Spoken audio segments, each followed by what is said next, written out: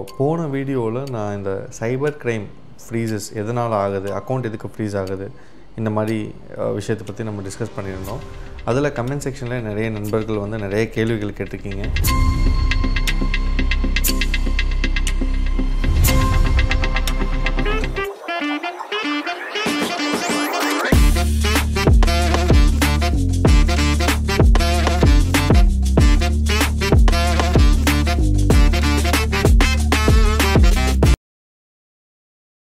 Hello friends, welcome to டாக்ஸ்புரம். இன்றைக்கி நம்ம டிஸ்கஸ் பண்ண போகிற டாபிக் வந்துட்டு, இப்போது போன வீடியோவில் நான் இந்த சைபர் கிரைம் ஃப்ரீசஸ் எதனால் ஆகுது, அக்கௌண்ட் எதுக்கு ஃப்ரீஸ் ஆகுது, இந்த மாதிரி விஷயத்தை பற்றி நம்ம டிஸ்கஸ் பண்ணியிருந்தோம்.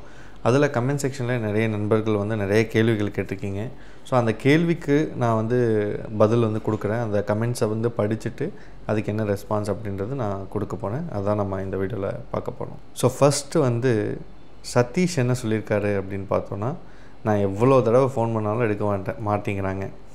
ஒன்ஸ் அக்கௌண்ட் ஃப்ரீஸ் ஆகிடுச்சுன்னா மல்டிபிள் ஸ்டேட்ஸ்லேருந்து ஆகும். நம்ம ஃபோன் அவங்க மெயில் ஐடி, ஃபோன் நம்பர் எல்லாம் பேங்க்லேருந்து கொடுப்பாங்க. ஆனாலும் மோஸ்ட் ஆஃப் த டைம் நீங்கள் ஃபோன் பண்ணால் ரீச் ஆகாது. சொல்யூஷன் வந்து நம்ம நேராக தான் போகணும். ஃபோனில் எடுக்க மாட்டாங்க ஆப்வியஸ்லி. கேட்சி நேம்ஸ் என்ன கேட்டிருக்காருன்னா, நியூ அக்கௌண்ட் ஓப்பன் பண்ணிக்கலாமா ப்ரோ, எதுவும் இஷ்யூ ஆகுமா ஃப்யூச்சரில், இதனால் என்ன ப்ராப்ளம் வர சான்ஸ் இருக்குதுன்னு கொஞ்சம் எக்ஸ்பிளைன் பண்ணுங்கள். இதுவே ரொம்ப மைண்ட் டிஸ்டர்பன்ஸ் ஆகுது, டெய்லி லைஃப் ஸ்பாயில் பண்ணுது ப்ரோ, கொஞ்சம் எக்ஸ்பிளைன் பண்ணுங்கன்ற மாதிரி. ஆக்சுவலி புது அக்கௌண்ட் ஓப்பன் பண்ணிக்கலாங்க, மூவ் ஆன் தான் ஆக முடியும். இப்போ உங்கள் அக்கௌண்ட் ஃப்ரீஸ் ஆகிருக்கு அப்படின்னா அதில் பெரிய அளவுக்கு அமௌண்ட் இல்லை, 10,000 20,000 தான் இருக்குது, ஃப்ரீஸ் ஆகிடுச்சு அப்படின்னா அந்த அக்கௌண்ட்டை மறந்துடுங்க, புது அக்கௌண்ட் ஓப்பன் பண்ணுங்கள்.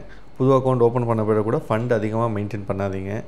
இது வந்து இப்படியே விட்டால் ஃப்யூச்சரில் பிரச்சனை வருமானா, பிரச்சனைனா நோட்டீஸ் வரலாம்.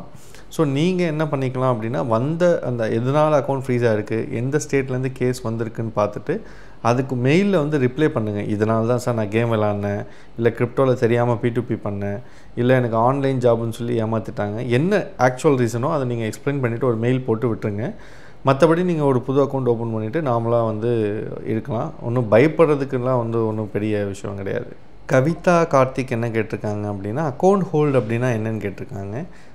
அக்கௌண்ட் ஹோல்டு, ஃப்ரீஸ் ரெண்டு கான்செப்ட் இருக்குது. ஃப்ரீஸ் அப்படின்னா வந்து அந்த அக்கௌண்ட்லேருந்து உங்களால் ஃபண்டே விட்ரா பண்ண முடியாது. இப்போ 50,000 இருக்குன்னா அந்த 50,000 அவ்வளோதான், ஃப்ரீஸ் ஆகிடும், யூஸே பண்ண முடியாது, அக்கௌண்ட்டே யூஸ் பண்ண முடியாது. ஹோல்டு அப்படின்னும்போது இப்போ 50,000 ஒரு 10,000 மட்டும் ஹோல்ட் பண்ணி வச்சுருப்பாங்க, மிச்சம் 40,000 நீங்கள் யூஸ் பண்ணிக்கலாம். அந்த அக்கௌண்ட் நீங்கள் சாதாரணமாக யூஸ் பண்ணிக்கலாம்.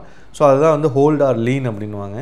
ஃப்ரீஸ் அப்படின்னா அந்த அக்கௌண்ட்டில் எவ்வளோ பேலன்ஸ் இருந்தாலும் உங்களால் யூஸ் பண்ண முடியாது, அந்த அக்கௌண்ட்டையே அப்படியே பிளாக் பண்ணிடுவாங்க. அதுதான் வந்து ஹோல்டுக்கும் லீனுக்கும், ஹோல்டுக்கும் ஃப்ரீஸுக்கும் டிஃப்ரென்ஸ். செல்வம் என்ன கேட்டிருக்காருன்னா, சார் 450 ரூபா லீன் இருக்குது, நீங்கள் சொன்ன மாதிரி அப்படியே விட்டுட்டா நோட்டீஸ் வருமா? 450 ரூபா இருந்தாலும் 100 ரூபா இருந்தாலும் 1 லட்ச ரூபா இருந்தாலும் நோட்டீஸ் என்னமோ வர வாய்ப்பு இருக்குது. ஏன்னா எந்த ஃப்ராட்னால் எந்த ஃப்ராட் அமௌண்ட் உங்களுக்கு வந்திருக்குன்னு தெரியாது. சில பேர் வந்து 1 கோடி ரூபா ஃப்ராட் ஆகிருக்கும், அதுலேருந்து ஒரு 100 ரூபா உங்கள் அக்கௌண்ட்டுக்கு வந்திருக்கலாம். ஸோ நம்ம எதுவும் பண்ணலை, இந்த 100 ரூபா தான் வந்து பிரச்சனை அப்படின்னா அந்த வந்ததுக்கு இதுதான் சார் நடந்துன்னு சொல்லி நம்ம ரிப்ளை வந்து கொடுத்துடலாம். அப்படியே நோட்டீஸ் கொடுத்தாலும் 100 ரூபாய்க்கெல்லாம் கொடுப்பாங்களா, இல்லை 400 ரூபாய்க்கெல்லாம் கொடுப்பாங்களா அப்படின்னா சொல்ல முடியாது, வந்தாலும் வரலாம்.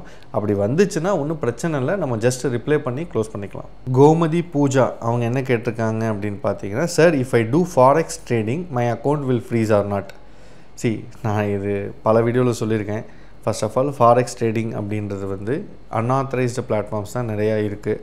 அதில் நீங்கள் டீல் பண்ணும்போது தப்பான ஃபண்ட்ஸ் அக்கௌண்ட்டில் வந்துச்சுன்னா ஃப்ரீஸ் ஆக வாய்ப்புகள் நிறையவே இருக்குது. ஸோ அன்ஆத்தரைஸ்டு பிளாட்ஃபார்ம்ஸ், தெரியாத பிளாட்ஃபார்ம்ஸில் நீங்கள் டீல் பண்ணாமல் இருக்கிறது தான் நல்லது. BTC 8181 என்ன கேட்டிருக்காருன்னா, P2P பைனான்ஸில் 25,000 ஒரு முறை பெற்றேன், ஆனால் என் வங்கி கணக்கில் அந்த ஒரே ஒரு பரிமாற்றத்திற்கு 2 முறை வழக்கு ஆகி 2 முறை 23,764 ரூபா மட்டும் 23,763 ரூபாய் வந்து 2 வாட்டி, தட் இஸ் ஒரே கேஸுக்கு 2 வாட்டி அமௌண்ட் வந்து ஃப்ரீஸ் ஆகிருக்குன்ற மாதிரி நீங்கள் சொல்கிறீங்க, புரியுது. இது வந்து சம்டைம்ஸ் ஆகும். அது வந்து இஷ்யூ ஃப்ரம் தி பேங்க் சைடாக இருக்கலாம், இல்லை வந்து கம்ப்ளைண்ட் சைடாக இருக்கலாம், இல்லை ஒரே அக்கௌண்ட்டுக்கு 2 கேஸ் வரும்போது அந்த மாதிரியும் நடக்க வாய்ப்பு இருக்குது. ஸோ அது நீங்கள் பேங்க் அப்ரோச் பண்ணி கேட்கலாம். இல்லை அந்த எந்த specific NCRP number, cyber crime complaint number, எந்த ஸ்டேஷன் நீங்கள் பார்த்துட்டு அவங்கள அப்ரோச் பண்ணால் சால்வ் பண்ண வாய்ப்பு இருக்குது. பட் இது சின்ன அமௌண்ட்டு 40,000 45,000 இதுக்கு நீங்கள் சால்வ் பண்ண போனீங்கன்னா எக்கச்சக்கமாக செலவு பண்ணுற மாதிரி இருக்கும். என்னை கேட்டிங்கன்னா அதை அப்படியே விட்டுட்டு மற்ற வேலைகளை பார்க்குறது நல்லது. இட்ஸ் பாசிபிள் ட்ரை அப்படின்றவர் என்ன கேட்டிருக்காருன்னா, சார் கேமிங் ஓவர் டிரான்சாக்ஷன் எப்படி ப்ரூஃப் காட்டுறது? கேமிங் நீங்கள் பிளாட்ஃபார்மில் ஏதாவது விளையாண்டுருக்கீங்க அப்படின்னா அந்த பிளாட்ஃபார்ம் மூலிமா உங்களுக்கு ஏதாவது ஃபண்டு வருது அப்படின்னா அதுக்கான ஸ்க்ரீன்ஷாட்ஸோ இல்லை கேம் அதோட என்ன டீட்டெயில், அது என்ன வெப்சைட்ஸ், இதெல்லாமே நீங்கள் வந்து கொடுக்கலாம்.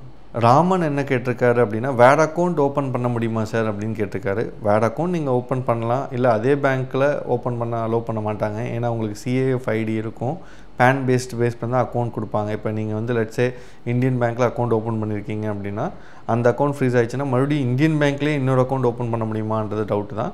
வேறஸ் நீங்கள் மற்ற பேங்க்கில் போய்ட்டு ஓப்பன் பண்ணிக்கலாம்.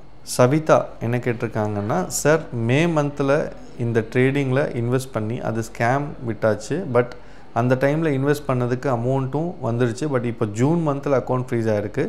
1 மந்த் நோ கான்டாக்ட் இருந்தும் ஃப்ரீஸ் பண்ண முடியுமா? கண்டிப்பாக இது வந்து நீங்கள் பண்ணி 2-3 மாதம் கழிச்சு வரலாம், 6 மாதம் கழிச்சு, அந்த மாதிரி டைம்லைன் எதுவும் கிடையாது.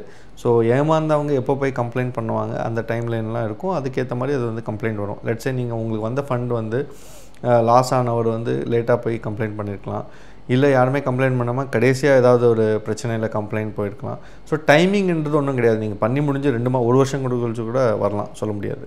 ஸோ பேசிக்கலி என்னென்னா அக்கௌண்ட் ஃப்ரீஸ் ஆச்சுன்னா நீங்கள் பயப்படணுன்றதுக்கான அவசியம் எதுவும் கிடையாது. நிறைய பேர் இன்னோசென்ஸ் தான், விக்டிம்ஸ், நீங்களுமே ஒரு விக்டிம் தான். அதனால் இது எப்படி கரெக்டாக ஹேண்டில் பண்ணணும் அப்படின்றது பாருங்கள். அக்கௌண்ட் ஃப்ரீஸ் ஆச்சுன்னா பேங்க்குக்கிட்ட டீட்டெயில்ஸ் வாங்குங்க, அந்த ரெலவெண்ட் அத்தாரிட்டிஸ் கான்டாக்ட் பண்ண பாருங்கள். இல்லை எதுவுமே ஒர்க் அவுட் ஆகலைன்னா நீங்கள் என்ன பண்ணீங்க, எதனால் அந்த அக்கௌண்ட் ஃப்ரீஸ் ஆச்சுன்னு சொல்லி அந்த கொடுத்த மெயில் ஐடிக்கு ஒரு ஸ்டோரியாக எழுதி அனுப்பி விட்ருங்க. அதுக்கப்புறம் நீங்கள் மறந்துட்டு வேறு வேலையை பாருங்கள், புது அக்கௌண்ட் ஓப்பன் பண்ணிட்டு போய்கிட்டே இருக்கலாம்.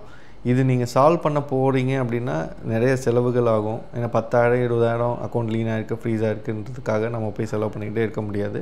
ஸோ நீங்கள் இன்னொரு அக்கௌண்ட் ஓப்பன் பண்ணிவிட்டு மற்ற வேலைகளை பார்க்குறது நல்லது. ஸோ ஹோப் உங்கள் டவுட்ஸ் எல்லாம் கிளாரிஃபை பண்ணியிருப்பேன்னு நினைக்கிறேன். இன்னும் ஏதாவது டவுட்ஸ்னால் தாராளமாக நீங்கள் கமெண்ட் செக்ஷனில் கமெண்ட் பண்ணலாம். அடுத்த வீடியோவில் நான் உங்களுக்கு ரிப்ளை கொடுக்குறேன். எங்களோட அப்டேட்ஸ் உங்களுக்கு பிடிச்சிருக்கு அப்படின்னா லைக் பண்ணுங்கள், ஷேர் பண்ணுங்கள், மறக்காமல் சப்ஸ்கிரைப் பண்ணுங்கள்.